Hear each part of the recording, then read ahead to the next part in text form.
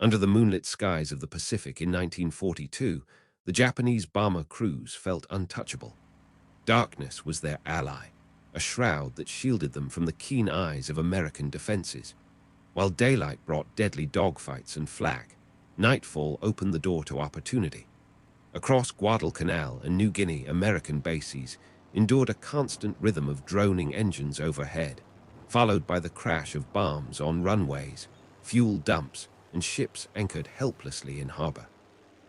For the soldiers on the ground, it was terror without answer, scrambling to man searchlights and anti-aircraft guns that often fired blindly into the void. The Japanese called these attacks routine. To the men enduring them, they felt unstoppable. The United States Army Air Forces knew they had no effective way to contest the night skies.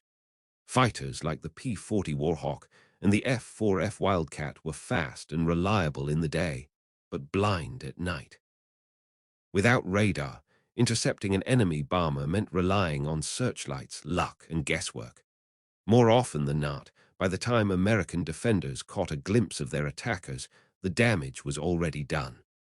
The Japanese, with their nimble bombers and years of experience, were exploiting the oldest sanctuary in war, the cover of darkness. From Washington to the frontline commanders, the call became urgent. Something had to be done. If the Allies could not defend their bases at night, the cost in men, material, and morale would grow unbearable. It was not enough to fight the Japanese by day. America needed to meet them in the dark. That desperate need gave rise to one of the most unconventional and improvised solutions of the war, turning a light attack bomber, the Douglas P-70 Havoc, into the first U.S. night fighter, known as the P-70. The solution that emerged was as improvised as it was urgent. Engineers took the Douglas P-70 Havoc, a light attack bomber known for its speed and ruggedness, and stripped it down for a new role. Into its nose went the SCR-540 radar set, bulky, temperamental, but revolutionary for its time. 4 20mm cannons bristled beneath its belly, giving it firepower no day fighter could match. The new aircraft was redesignated the P-70, America's first attempt at a purpose-built night fighter. It was not elegant, nor was it perfect, but in 1942, the Army Air Forces could not afford to wait for perfection. They needed something that could take off into the darkness and at least try to contest the bombers that had owned the night for too long. By late 1942, P-70s were rushed into the Pacific theater. Units arriving in Hawaii and New Guinea quickly found themselves tasked with a mission few had ever trained for: to fight blind. On Guadalcanal, where Japanese bombers struck Henderson Field with deadly regularity, the new machines roared into the night sky. Radar operators crouched over glowing screens, searching for faint blips that might signal an enemy intruder. For the first time, American crews had eyes in the dark. Yet the flaws of the P-70 quickly became obvious. Its engines lacked the superchargers needed for high-altitude performance, leaving it sluggish above 20,000 feet. Many Japanese bombers simply cruised above its reach, immune to interception.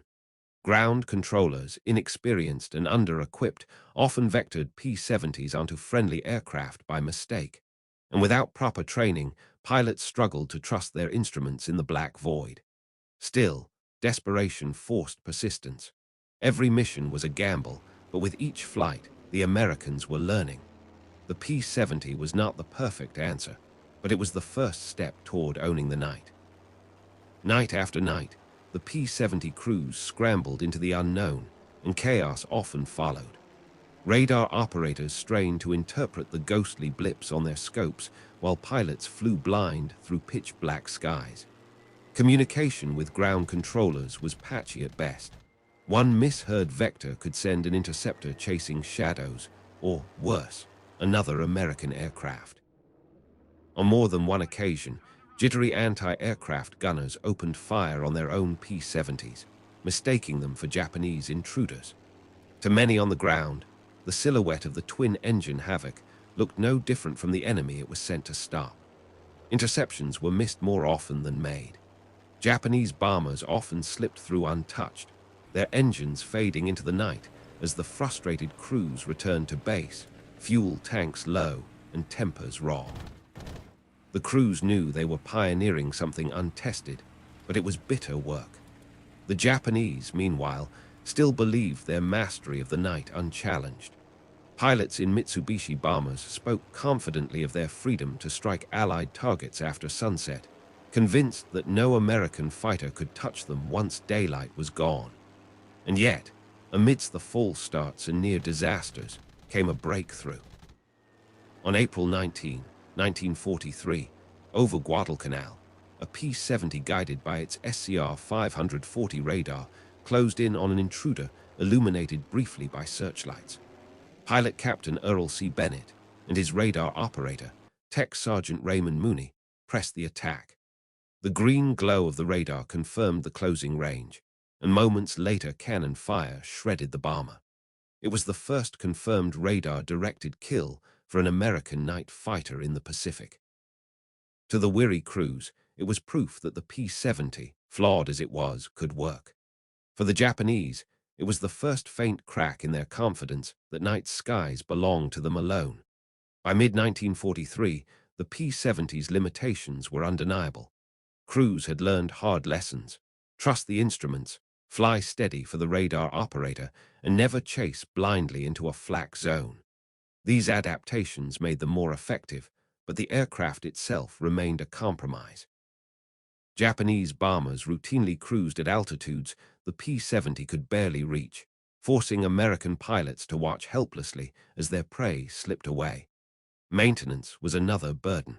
The early radar sets were temperamental, requiring constant calibration, and spare parts in the Pacific were scarce. Pilots joked that every successful interception owed as much to luck as to skill. The P-70 had bought time, but it was clear it could not win the night war. Even as crews pressed on with the Havoc, engineers back home were working on a true night fighter, one designed from the ground up for the mission. Northrop's radical new design, the P-61 Black Widow, looked like nothing else in the sky. Twin booms, a massive central fuselage, and a glossy black paint scheme gave it a sinister profile. Beneath its skin, it carried the latest SCR 720 radar, capable of tracking targets with unprecedented clarity. Its twin Pratt and Whitney double Wasp engines promised speed and altitude the P-70 could never match. And its armament, 4 20mm cannons and 4.50 caliber machine guns, was enough to tear apart any bomber unlucky enough to be caught in its sights. Rumors of the Widow spread quickly among frontline squadrons. Men flying outdated P-70s whispered about the aircraft that could finally hunt on equal terms, one that would not merely stumble through the dark, but dominate it. For them, the P-61 was not just another airplane. It was salvation in the making, a promise that the night would no longer belong to the enemy. When the first P-61 Black Widows arrived in combat squadrons in 1944, the difference was immediate. At last, American crews climbed with confidence to altitudes where Japanese and German bombers once flew unchallenged. The Widow's SCR 720 radar painted clear, precise images, guiding pilots directly onto their targets without the guesswork that had plagued P-70 crews. Its speed and power meant no intruder could simply climb away, and its heavy armament guaranteed that once in range, the fight ended swiftly. For weary veterans of the Havoc, it felt as though the darkness itself had finally tilted in their favor. In Europe, the 422nd and 425th Night Fighter Squadrons put the Widow to the test during the Battle of the Bulge, striking German aircraft and even strafing supply convoys under cover of clouds. In the Pacific, the P-61 became the hunter Japanese crews had feared. Bedcheck Charlies, once free to harass airfields at will, now found themselves tracked, intercepted, and blasted from the sky. On more than one occasion, Black Widow crews returned with stories of bombers downed without the enemy ever realizing they had been stalked. The psychological effect was as important as the physical victories. Axis pilots no longer believed the night guaranteed safety. By war's end, the statistics told only part of the story.